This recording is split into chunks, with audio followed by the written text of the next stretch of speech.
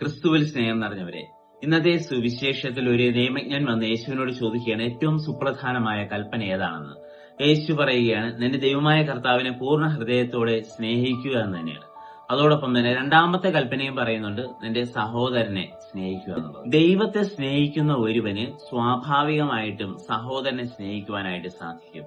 ദൈവത്തെ സ്നേഹിക്കാത്ത ഒരുവന് സഹോദരനെയും സ്നേഹിക്കാനായിട്ട് സാധിക്കുകയില്ല.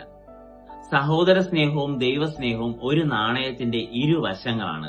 അത് എപ്പോഴും ഒന്നിച്ചു പോകുന്ന ഒന്നാണ്. അതുകൊണ്ട് തന്നെയാണ് കർത്താവ് പലപ്പോഴും പറയുന്നത്, നീ ബലിയർപ്പിക്കുവാൻ പോകുന്ന സമയത്ത് നിന്റെ സഹോദരന് നിന്നോട് എന്തെങ്കിലും ദേഷ്യമുണ്ട് എങ്കിൽ, അല്ലെങ്കിൽ വിരോധമുണ്ടെങ്കിൽ, നിന്റെ ബലിവസ്തോടെ വച്ചിട്ട് പോയി അവനുമായി ആദ്യം രമ്യതപ്പെടുക.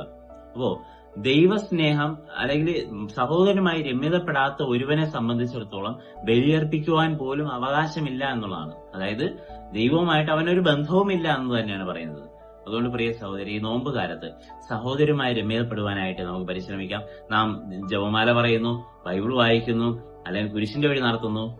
പക്ഷേ എന്റെ സഹോദരനുമായിട്ട് ഞാൻ ദേഷ്യത്തിലാണ്, അല്ലെങ്കിൽ ഞാൻ ശത്രുതയിലാണ് എങ്കിൽ ഇവയൊന്നും തന്നെ പ്രയോജനകരമല്ല എന്ന് ഇന്നത്തെ സുവിശേഷത്തിലൂടെ നമ്മെ ക്രിസ്തു അറിയിക്കുകയും ചെയ്യുന്നു. അതുകൊണ്ട് ഈ നോമ്പ് കാലത്ത് സഹോദരങ്ങളെ സ്നേഹിക്കുവാനും ശത്രുത ഒഴിവാക്കി സ്നേഹത്തിലായിരിക്കുവാനും നമ്മെ ദൈവം സഹായിക്കട്ടെ.